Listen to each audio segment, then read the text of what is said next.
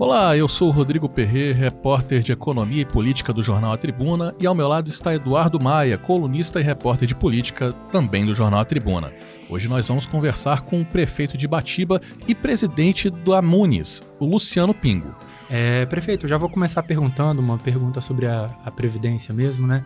Eu lembro que o presidente do Tribunal de Contas, Domingos Staufner, logo quando assumiu o mandato agora recentemente na corte, disse que alguns municípios do estado tinham um probleminha, os municípios com regime próprio de previdência social, e que ele estava preocupado que alguns municípios pudessem colapsar de médio a longo prazo.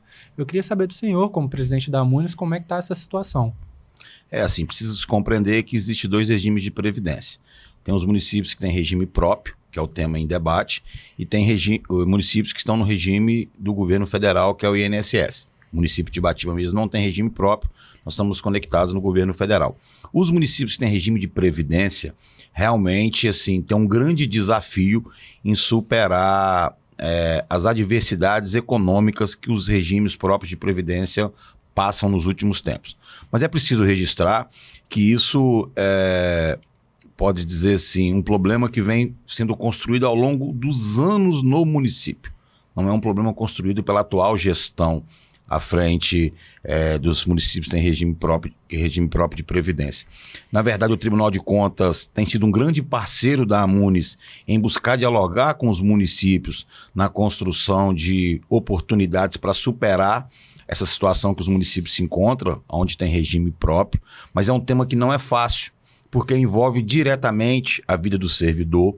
É um tema que muitas das vezes ele se torna mais politizado do que, na verdade, um debate técnico de eficiência administrativa que o município precisa realizar, e principalmente nesse ano de 2024, né? Então, o tribunal tem sido grande parceiro nosso, é uma pauta prioritária da Munis, conseguir construir uma possível alternativa para que os municípios que têm regime próprio de previdência, e aí quando a gente fala regime próprio, não é somente fazer a reforma da previdência municipal, são diversos pontos que o município precisa repensar a sua ação administrativa para poder ter superação aí e passar a ter um processo superavitário nos seus regimes locais. Prefeito, eu estava conversando hoje, pelo início da tarde, com alguns juristas da área tributária, falando um pouquinho sobre a reforma tributária que foi aprovada no último ano.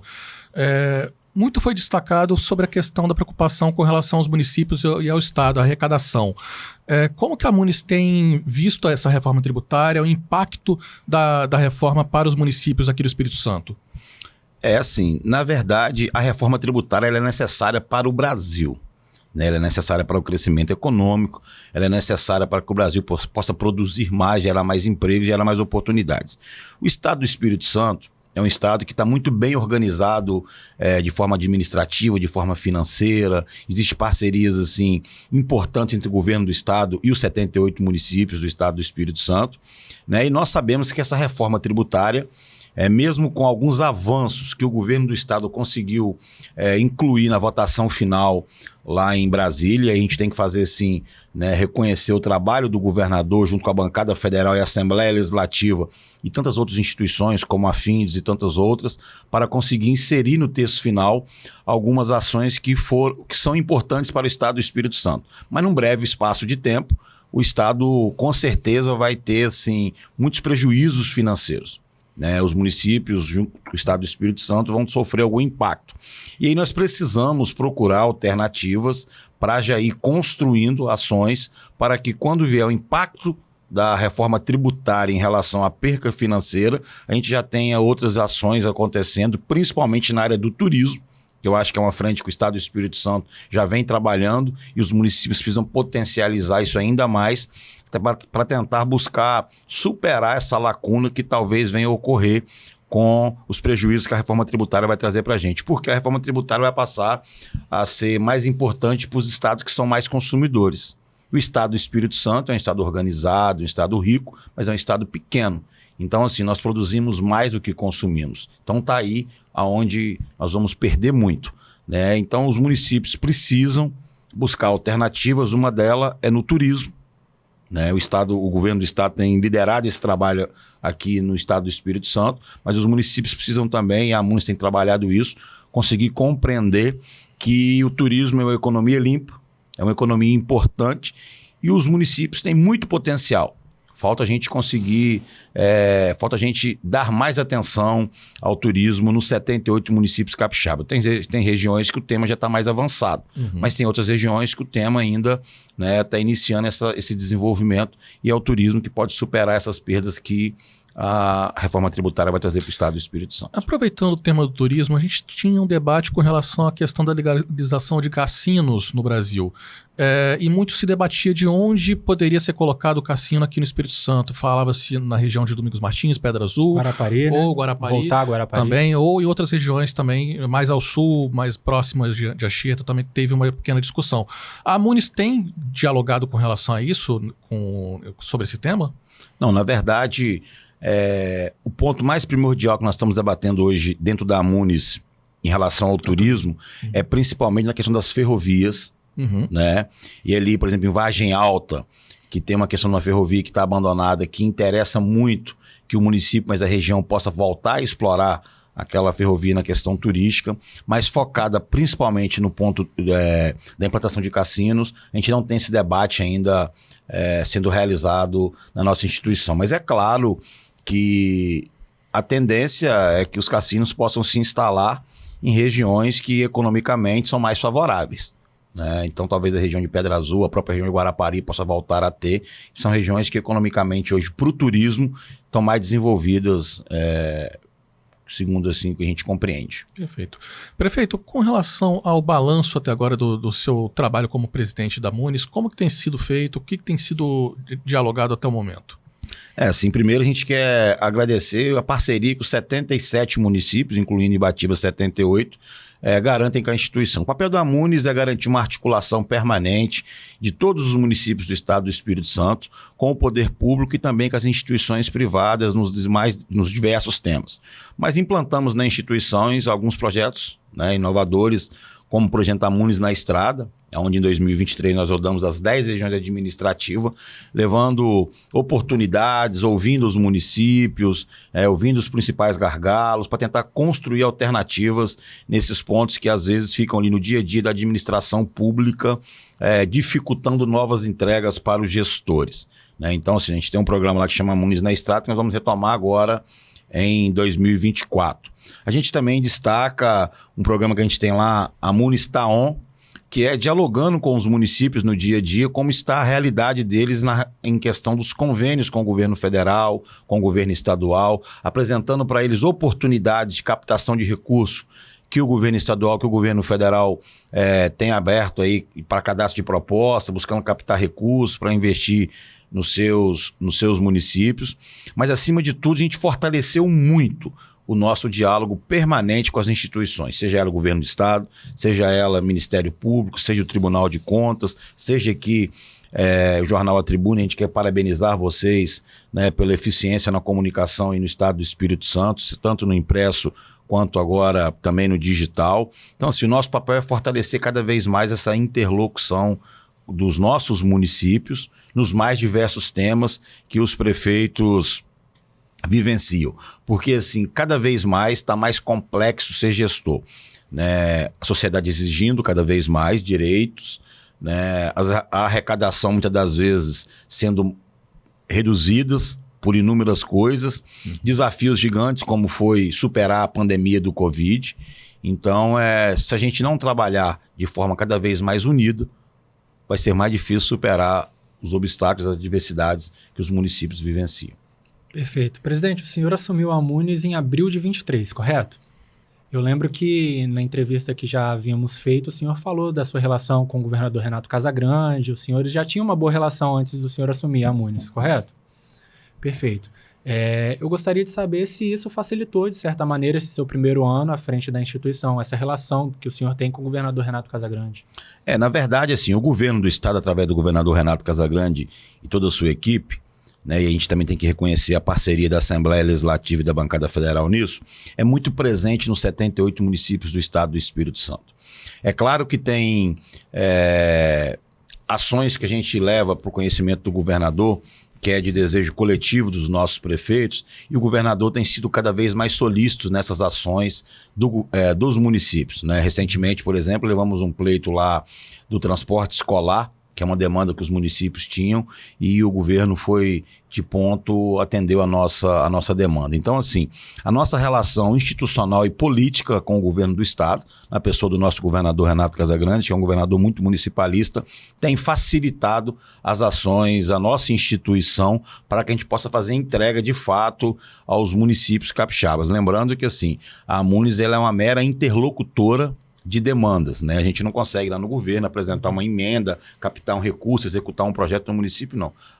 A nossa ação é mera interlocutora, né? Por exemplo, hoje os municípios aí estão com um grande desafio na questão de educação especial, né? O número de alunos com laudo de autismo na rede de ensino tem crescido muito. Então, nosso papel é o quê? É construir, seja com o Ministério Público, seja com a Secretaria de Estado da Educação, seja algumas instituições parceiras, um caminho para construir uma oportunidade para esse novo desafio que as gestões administrativas estão tendo. Então, a nossa relação política e institucional com o governador facilita muito as nossas ações da Munis serem atendidas, que, na verdade, são as demandas dos 78 municípios do estado do Espírito Santo. Prefeito, o senhor pontuou essa questão da educação especial. Poderia citar outros exemplos de desafios para os próximos anos da Munis? É assim, um dos grandes desafios que nós, municípios, estamos tendo também é a questão das mudanças climáticas. E aí vale destacar que o estado do Espírito Santo é um dos primeiros estados do país a ter um programa de repasse financeiro fundo a fundo aos municípios para elaboração de projetos específicos na área de mudanças climáticas, para depois captar recursos e fazer investimentos, né, na área de mudanças climáticas, através do programa Fundo de Cidades e Mudanças Climáticas, né, para os municípios. Mas a questão da educação especial tem sido um grande desafio, né? Essa desestruturação familiar que ao longo dos anos a sociedade vem tendo, isso vai colocando cada vez mais desafios na nossa sociedade, nas nossas administrações públicas. A questão das mudanças climáticas é um grande desafio que as administrações públicas vêm absorvendo ao longo dos anos, mas é claro que mudanças nas legislações que vão ocorrendo, como por exemplo a nova lei de licitação, ao mesmo tempo que ela vem trazer ferramentas para facilitar a transparência, ao mesmo tempo que ela vem trazer ferramentas para facilitar o controle, como é um fato novo, ela também posterga um pouco a gente conseguir fazer entregas importantes nos municípios, que a equipe tem que reestudar, reorganizar, repensar, replanejar para poder fazer os processos administrativos, para poder fazer a entrega. Mas assim, a educação especial eu vejo hoje como um dos grandes desafios da administração pública, né, no momento. Ao mesmo tempo, né, não fazendo comparação, mas ao mesmo tempo colocando também a questão de saúde mental. Né? É um grande gargalo que a administração pública tem para poder superar, né? Eu falo da minha experiência como prefeito de interior de estado, né? A região metropolitana tem outros desafios, a região de municípios interioranos tem os seus desafios que são diferenciados, né? Perfeito. Prefeito, o senhor estava falando aí a respeito da sua gestão em Ibatiba, saindo um pouquinho dessa figura de presidente da Munis, falando um pouquinho sobre a prefeitura. Nós estamos em ano de eleição, o senhor está terminando o seu segundo mandato frente à prefeitura. Eu gostaria de saber se o senhor tem projetos para emplacar um sucessor na cidade, como está essa conversa no município, o senhor está sem partido no momento, né?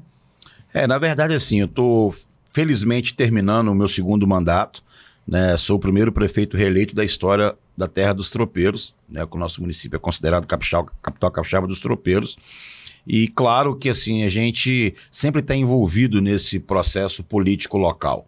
Isso não tem jeito, né? Hoje eu estou sem filiação partidária, estou em construção para voltar a militar no MDB, que é o meu partido da minha vida. Eu fui vereador pelo MDB, fui prefeito, primeiro mandato pelo MDB, fui presidente da Juventude Estadual do MDB, fui vice-presidente nacional da Juventude do MDB, então eu tenho uma história partidária no MDB, então assim, a gente está voltando para o partido, né? Mas com certeza o nosso grupo político vai dialogar com a sociedade para tentar construir alguma candidatura que possa dar continuidade nas ações que nós estamos fazendo lá na Terra dos Tropeiros. Então, com certeza, a gente vai estar aí envolvido nesse processo político de sucessão na Terra dos Tropeiros, e até mesmo nos municípios do estado do Espírito Santo, que ao mesmo tempo que eu estou prefeito, a gente também está presidente da instituição, e a gente quer continuar que os nossos parceiros e parceiras, prefeitos e prefeitas, continuem colaborando com seus municípios.